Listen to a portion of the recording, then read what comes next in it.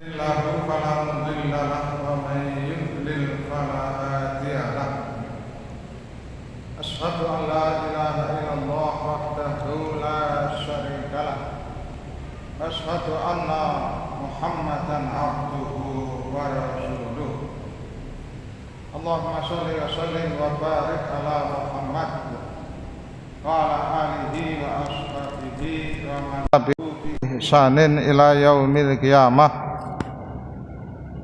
wa ba'd. Jamaah rahimakumullah,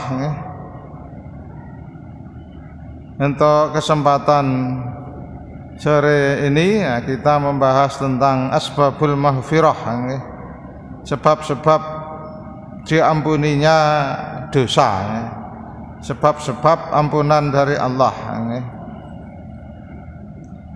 Hadis bersumber dari sahabat Abu Sa'id Al-Khudri radhiyallahu an, bahwasanya beliau Abu Sa'id mendengar Rasulullah sallallahu alaihi wasallam yaqulu bersabda, idza aslamal abdu, jika seseorang masuk Islam, bersyahadat, fahasuna islamuhu, kemudian baguslah Islamnya.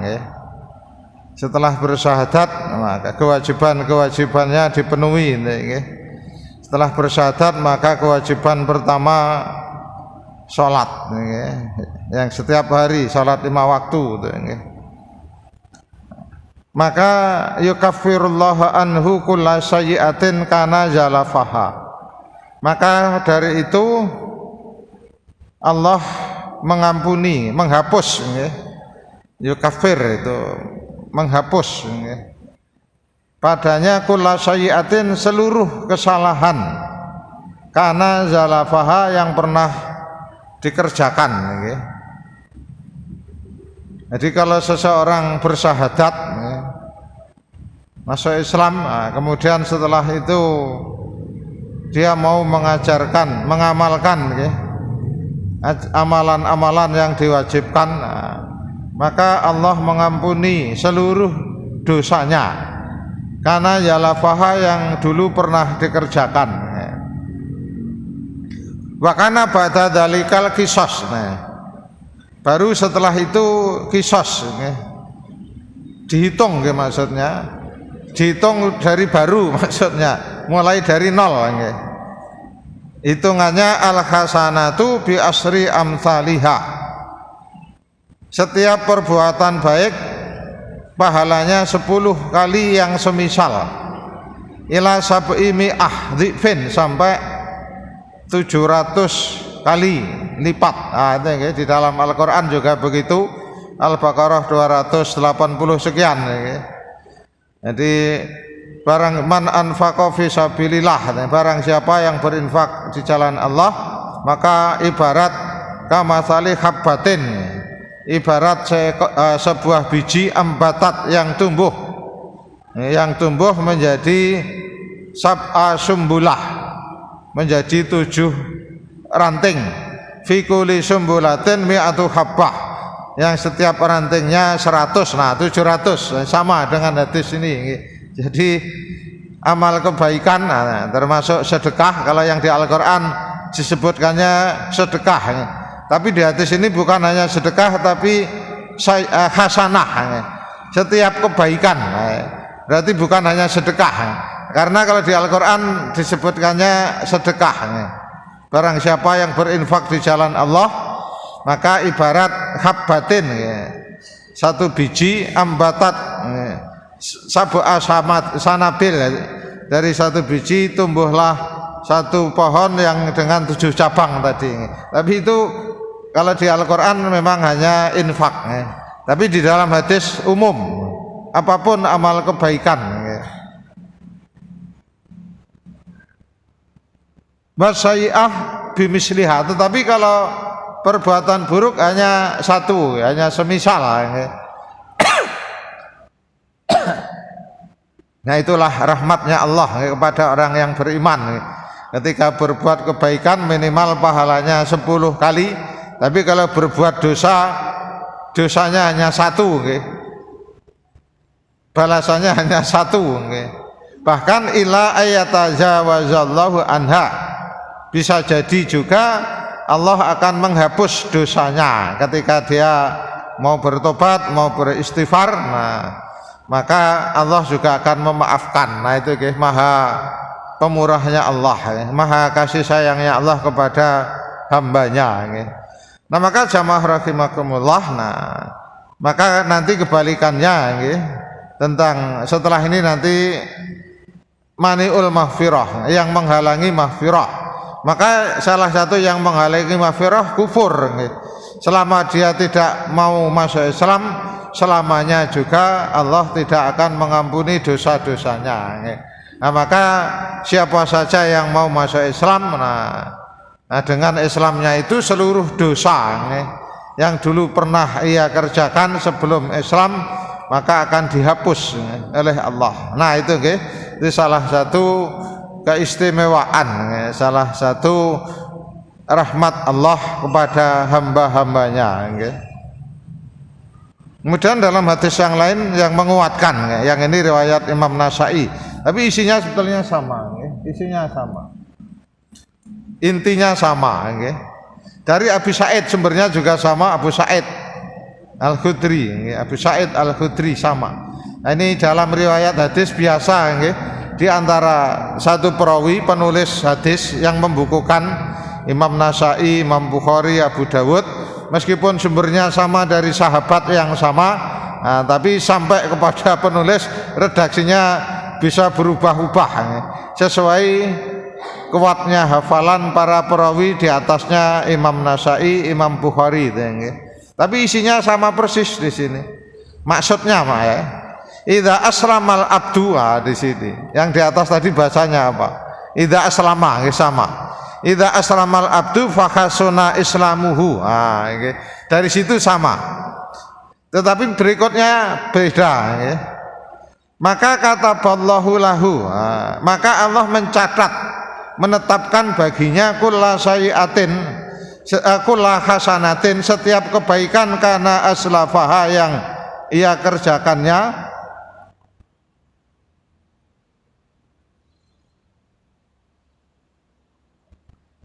Ini sebentar redaksinya kok agak aneh, apa ada yang berubah nih? Bentar.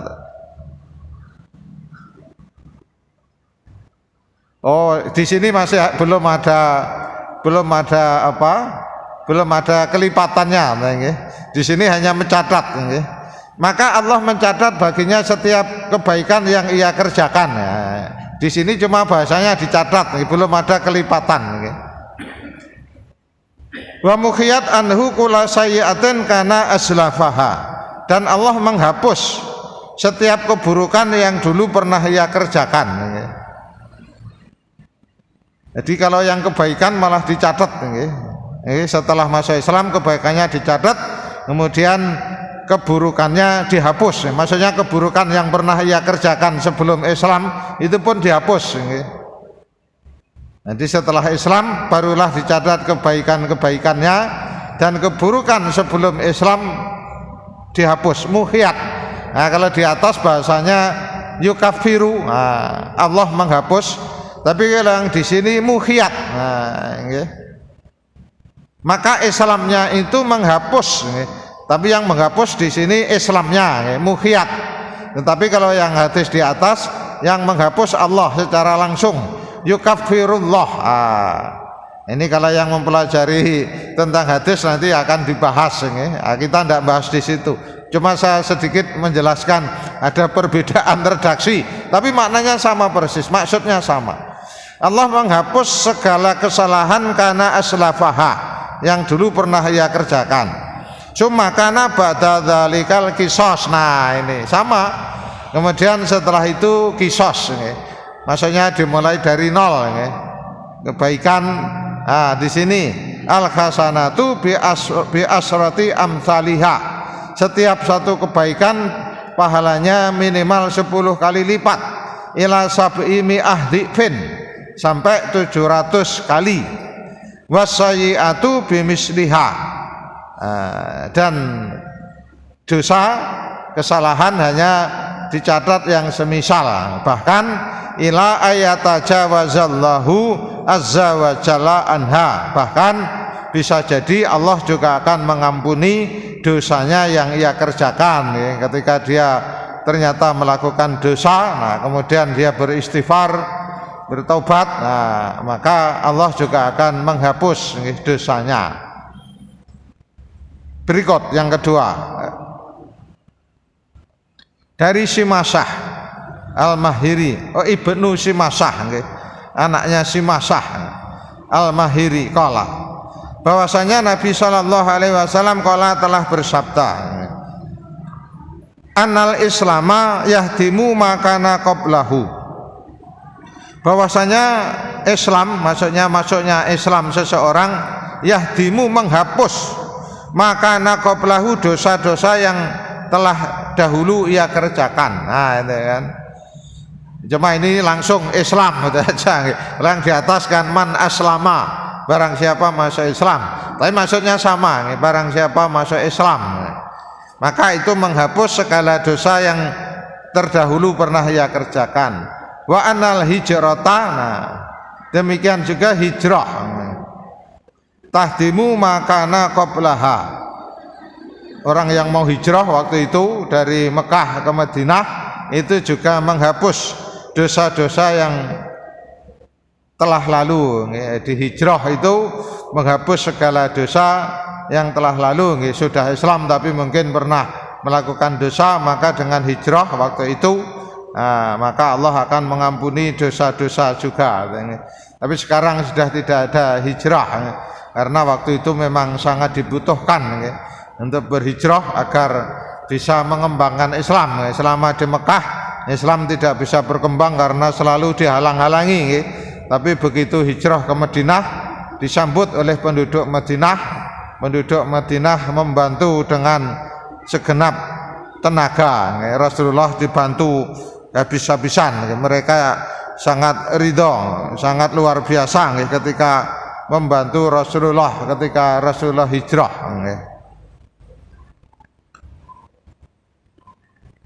Kemudian berikut ayat. Nah di sini yang tadi awalnya masuk Islam, nah, kemudian di sini ayat.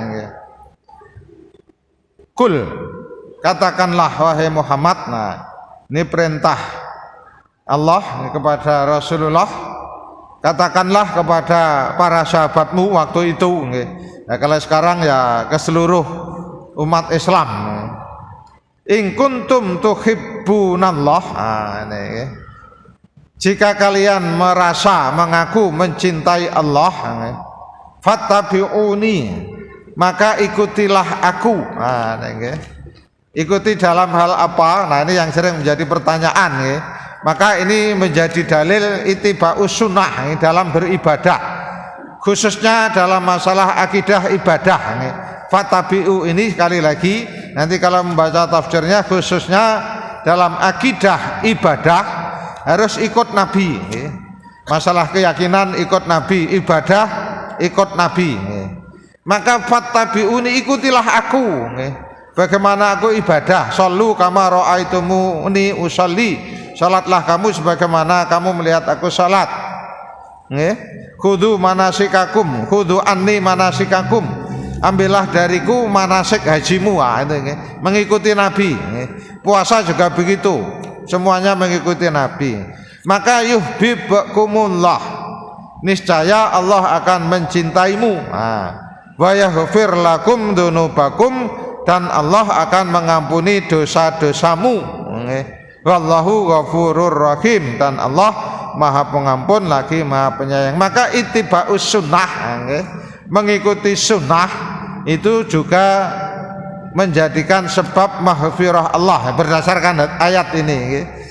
Barang siapa mengikuti Nabi, berarti kalau bahasa bebasnya, barang siapa mengikuti sunnah Nabi, maka Allah akan mencintainya dan Allah akan menghapus dosa-dosanya. Allah akan mengampuni dosa-dosanya. Nah bahasa gampangnya begitu, bahasa mudahnya komunikasi begitu. Karena ayat ini kaitannya dulu, Nabi ketika berdakwah kepada para sahabatnya waktu itu, jika kamu mengaku mencintai Allah maka ikut aku, ikut aku dalam segala hal, dalam segala hal apa-apa yang sudah disunahkan Rasulullah. Dalam muamalah, kalau muamalah sudah ada contoh dari Nabi ya ikut. Hal-hal yang sifatnya muamalah tetapi itu sudah ada tuntunan dari Nabi ya tetap ikut. Makan, bagaimana cara makan Nabi itu kan, bagaimana cara berjalan Nabi, nah itu ada tuntunannya. Bagaimana Nabi masuk kamar mandi, ya sudah ada tuntunannya kan. Bagaimana Nabi tidur, sebelum tidur Nabi gosok gigi dulu, kalau belum gosok gigi Nabi berwudu dulu, kemudian Nabi berbaring ke sebelah kanan, kemudian berdoa. Nah itu sudah ada tuntunannya, itu ittiba'us sunnahnya di situ. Dalam beberapa hal yang sifatnya bukan ibadah mahdhah, nah di sana juga ada tuntunan. Bagaimana Rasulullah, mohon maaf, ketika ke belakang buang air kecil atau buang air besar, di sana juga ada sunnah. Ada beberapa sunnah. Nah ini nanti kita akan pelajari juga sunnah-sunnah Nabi dalam hal-hal keseharian. Ya mungkin banyak di antara kita yang belum tahu. Nah maka ittiba di sini yang paling utama tadi ibadah mahdhah. Yang di luar itu, nah ada yang memang sudah dicontohkan Nabi, ada juga yang sifatnya umum, asal itu bermanfaat tidak masalah.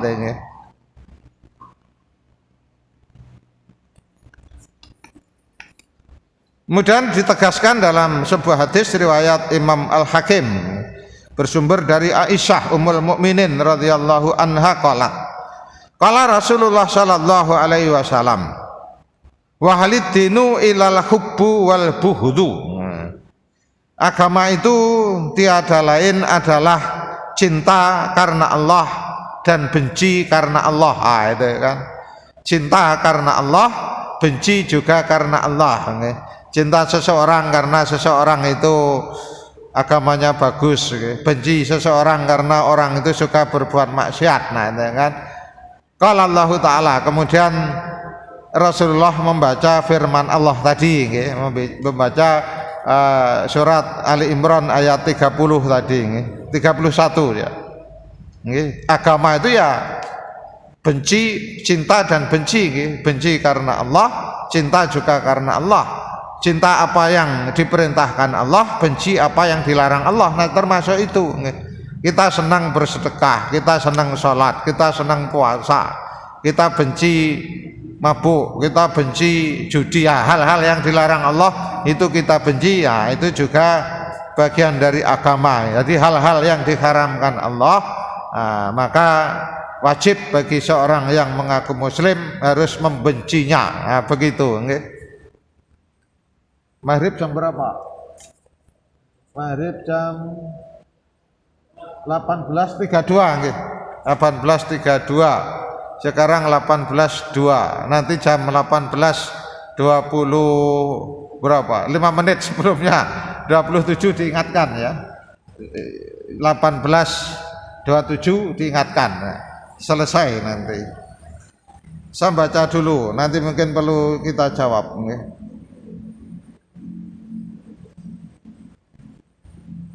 Oh ya, ini ada dari takmir, silahkan nanti kalau ada yang bertanya bisa melalui tulisan kemudian diberikan ke anak-anak MH, santri dari Mu'alimin, biar disampaikan ke saya. Sisa waktu 10 menit lagi, sisanya tanya jawab. Oh ini tanya jawab sudah. Ini tanya jawab, monggo kalau ada pertanyaan. Sebelumnya sudah ada pertanyaan, tapi sayang belum saya download karena video, karena tidak bisa saya lewatkan di sini.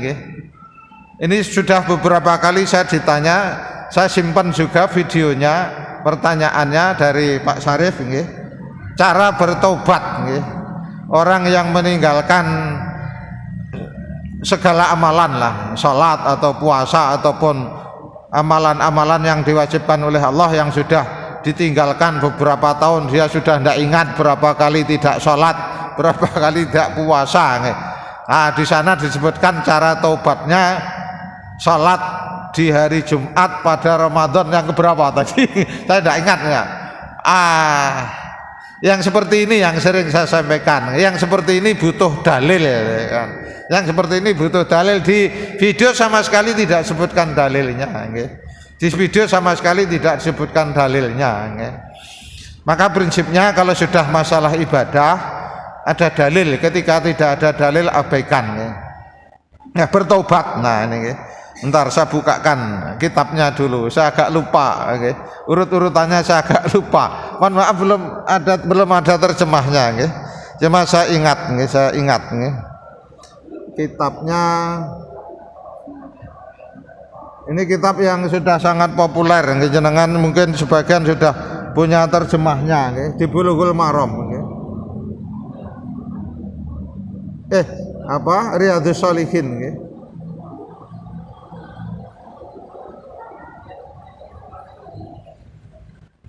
Nah, di sini.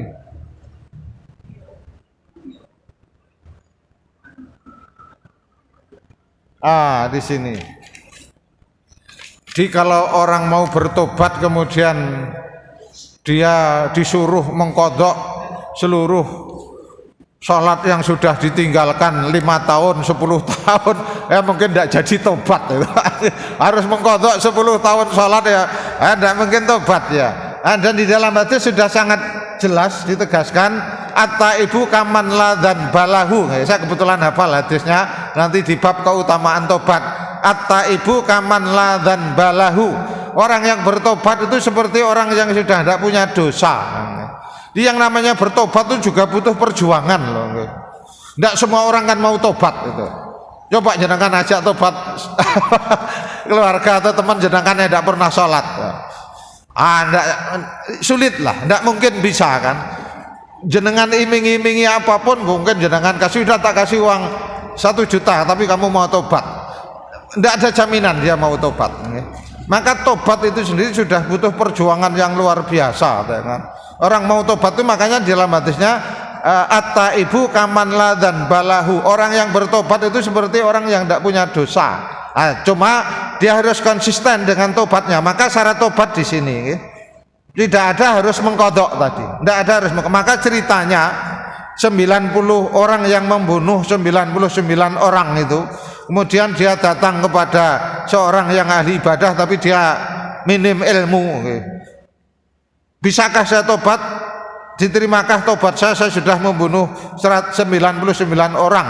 Maka orang tadi dengan bangganya mengatakan, tobatmu tidak mungkin diterima, wong aku yang setiap hari saja belum tentu ibadahku diterima.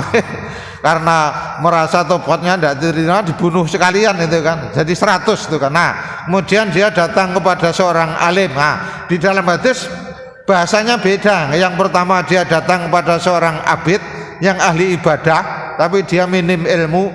Nah, kemudian yang kedua dia datang kepada seorang yang alim, orang yang faham, orang yang berilmu tentang agama. Bisa tobatmu diterima. Siapa yang bisa menghalangi tobatnya seorang hamba kepada Allah? Tidak ada yang bisa menghalangi tobatmu diterima. Tapi kamu harus meninggalkan desamu, karena desamu desa yang buruk. Kamu kalau tobat tapi tetap desamu kamu sulit, kamu akan terpengaruh lagi dengan lingkunganmu. Tinggalkan desamu. Kan ceritanya kan itu kan. Dia akhirnya pergi meninggalkan kampungnya, tapi belum sampai ke daerah tujuan meninggal kan. Kemudian 2 malaikat rebutan. Ini bagianku, bagian malaikat neraka ini bagianku, dia sudah mau tobat. Nah, dia bertengkar tidak selesai-selesai, kemudian datanglah malaikat ketiga. Hitunglah jaraknya, lebih dekat mana antara rumahnya dengan daerah tujuannya. Nah, kemudian setelah dihitung lebih dekat dengan daerah tujuannya, maka itu haknya malaikat rahmah. Kan di sini juga ada hadisnya nanti. Nah, syarat taubat. Ketika dia bertobat kemudian dia mengamalkan ini selesai. Yang pertama, qalal ulama at-taubah wajibatun min kulli dzambin. Tobat itu wajib dari setiap dosa yang pernah ia kerjakan. Fa inal ma'siyah bainal abdi wa baina rabbih Allah taala. Jika maksiatnya itu berkaitan hamba dengan Allah taala, tidak berkaitan dengan hak Adam, maka falaha salah satu syurut, maka ada 3 syarat. Jadi kalau dosanya hanya kepada Allah ada 3 syarat. Yang pertama ayakli'a anil maksiyah, dia meninggalkan segala maksiat yang pernah ia kerjakan. Wasani yang kedua ayandama an fi'liha, dia menyesal, dia tidak mengulanginya, dia menyesal. Kemudian yang ketiga ayazima, jadi berhenti dari maksiatnya, kemudian menyesal. Kemudian yang ketiga ayazima, berazam, bertekad Allah ya'uda ilaiha abadan, dia bertekad untuk tidak mengulang perbuatan maksiatnya, dia bertekad untuk selalu mengerjakan sholat. Nah di situ tidak ada harus qadha sholat sekian tahun, tidak ada.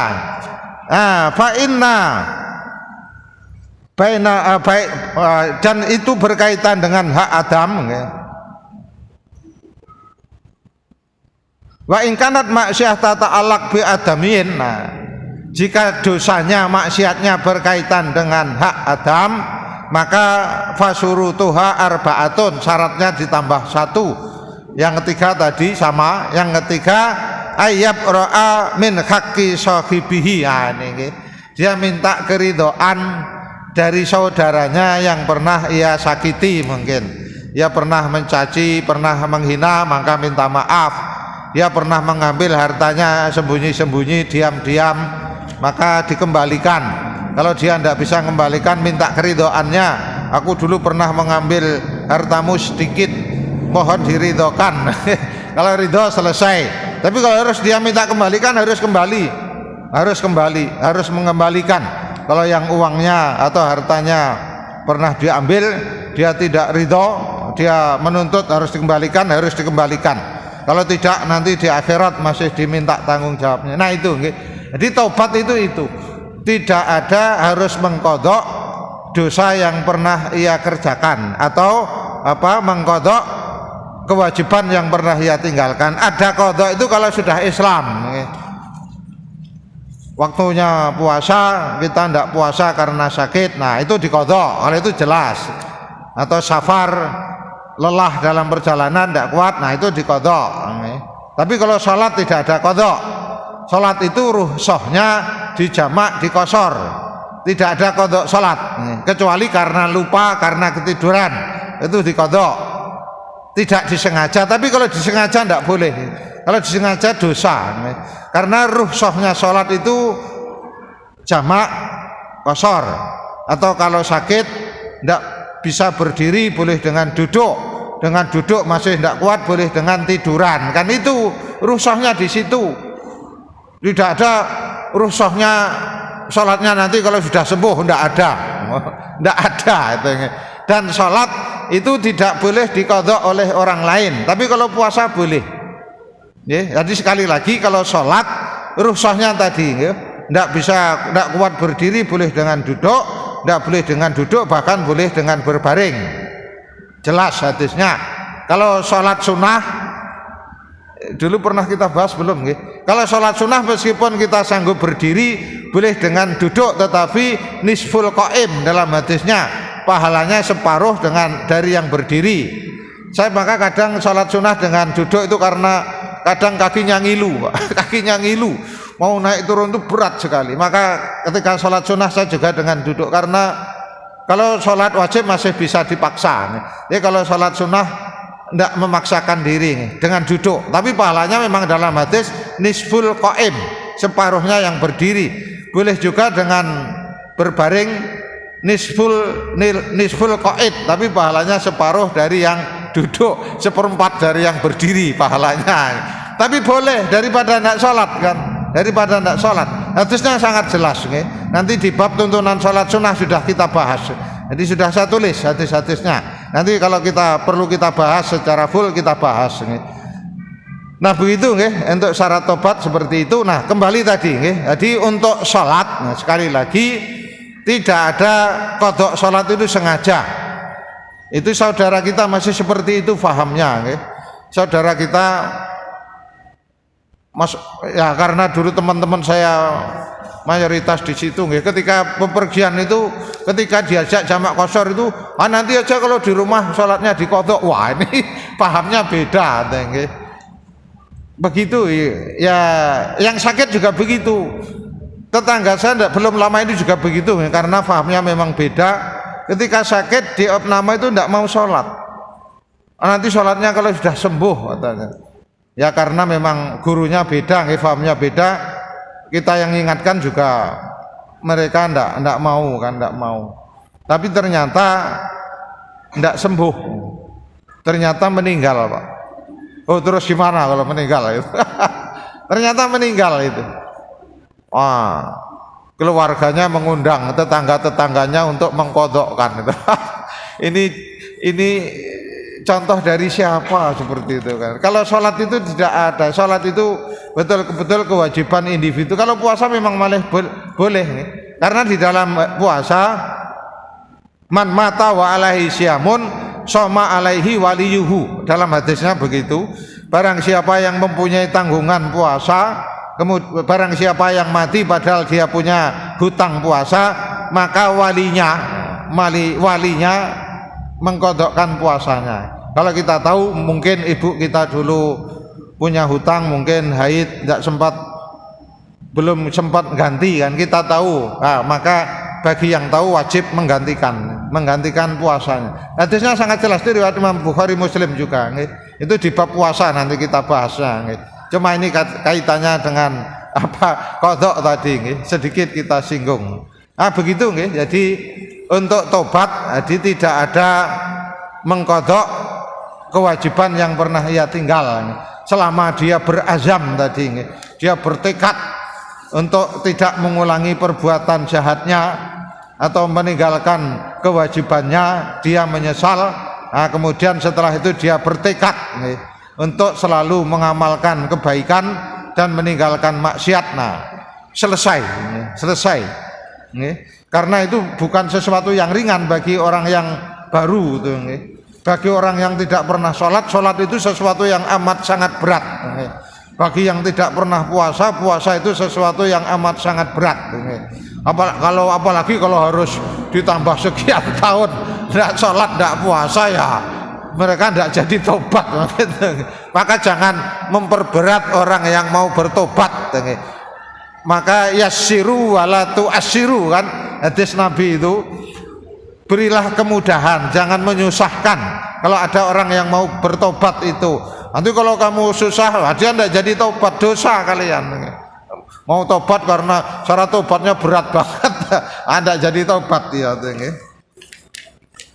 Pertanyaan? 10 menit. Oh ya, tinggal 10 menit.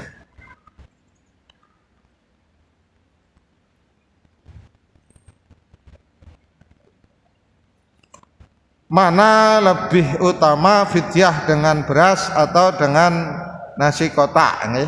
Sama, karena di dalam hadisnya itu mudan min khintah awit tamar, 1 mud dari khintah itu gandum, berarti makanan pokok, beras kalau kita, atau tamar itu berarti korma siap makan, sama.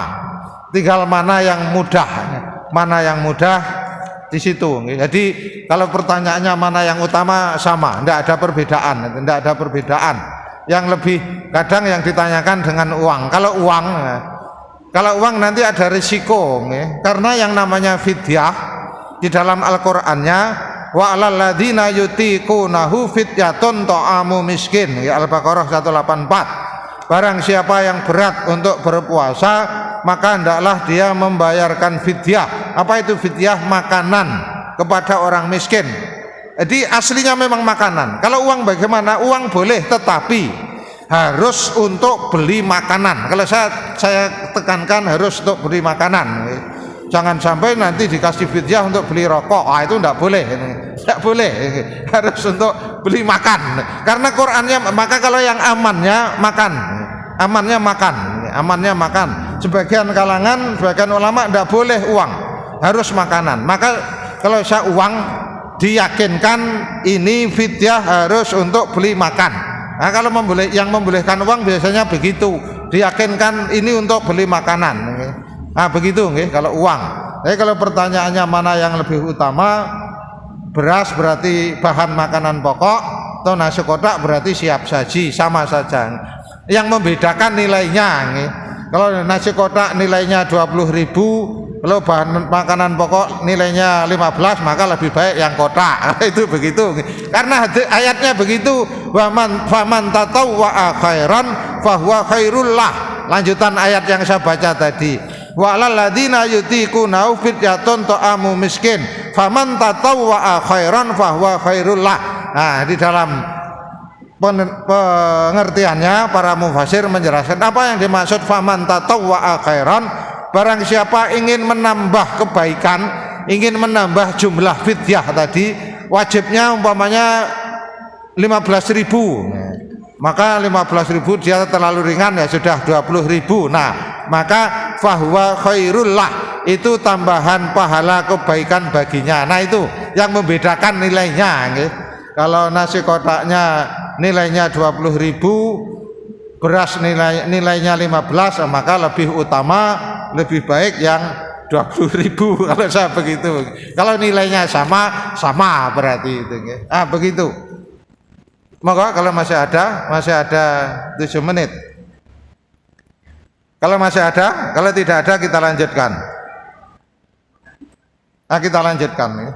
Kita lanjutkan tentang bab taubat tadi. Bab taubat tadi. Ya, yang apa? Penyebab ampunan. Penyebab ampunan. Berikutnya segera, tadi sebetulnya sudah kita bahas, cuma di sini ayatnya. Ia menyadari kesalahannya, kemudian dia tidak terus-menerus dalam perbuatan salah. Walladzina fa'alu fahisatan aw dzalamu anfusahum dzakarullah. Barang siapa yang telah melakukan perbuatan keji, maksiat, atau menganiaya diri sendiri, berbuat zalim, dzakarullah, ia segera ingat Allah.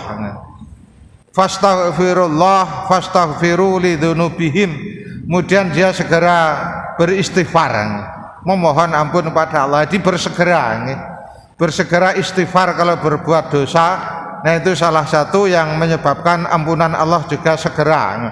Wa may yaghfiru dzunuba illallah, dan tidak ada yang bisa mengampuni dosa kecuali Allah. Di sini yang penting. Walam yasirru ala ma fa'alu. Dia tidak terus-menerus atas perbuatan dosanya. Wahum ya'lamun, dan dia tahu itu perbuatan dosa. Nah, itu nggih. Prinsipnya di sini yang pokok.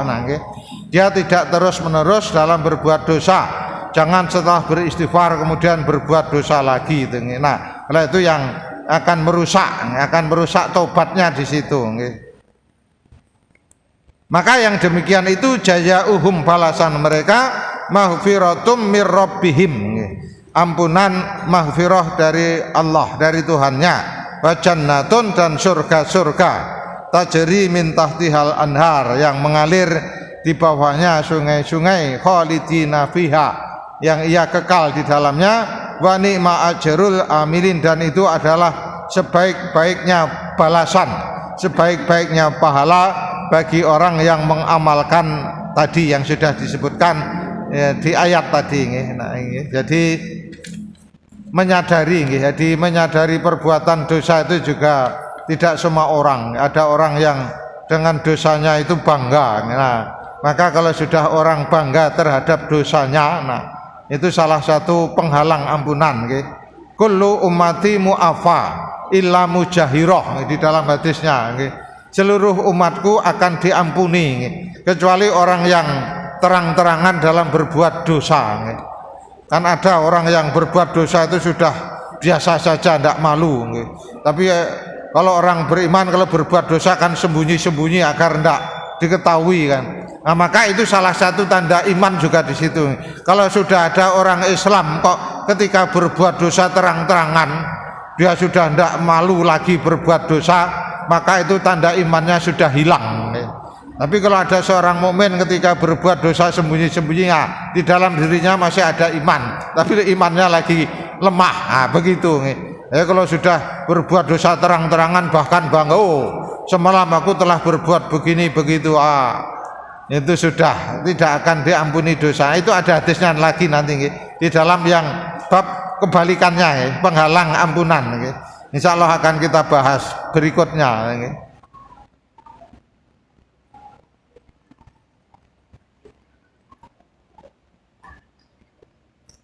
Bertakwa, ya, kalau bertakwa memang salah satu dengannya Allah akan mengampuni dosa. Ya ayyuhalladzina amanu in tattaqullah, wahai orang-orang yang beriman, jika kamu bertakwa kepada Allah, yaj'al lakum furqana, maka Allah akan menjadikan kamu furqan. Furqan itu pembeda. Kita akan mudah membedakan ini dosa, ini baik, ini buruk. Naluri kita akan peka, kita akan menjadi peka. Ini boleh, ini tidak boleh.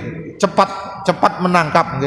Fitrah kita akan cepat menangkap kalau kita bertakwa. Kemudian wa yukaffir ankum sayyi'atikum, di sini kan. Dan jika kamu bertakwa, Allah akan mengampuni, menghapus dosa-dosa, menghapus kesalahanmu. Wa yaghfir lakum, dan Allah akan mengampuni dosa-dosamu. Wallahu dzul fadlil adzim. Allah yang memiliki keutamaan yang sangat besar. Jadi maksudnya Allah memiliki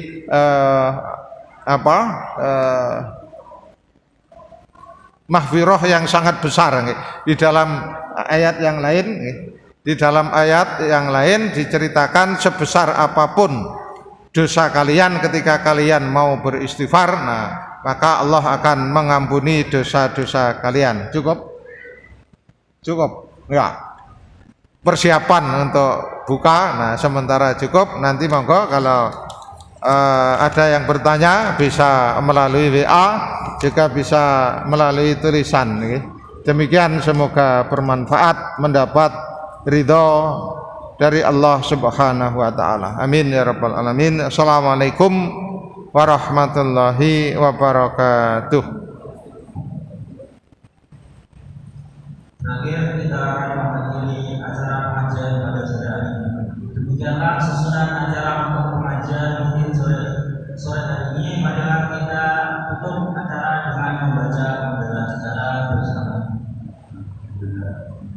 Segala puji bagi Allah, Tuhan semesta alam. Mohon warahmatullahi wabarakatuh. Assalamualaikum warahmatullahi wabarakatuh.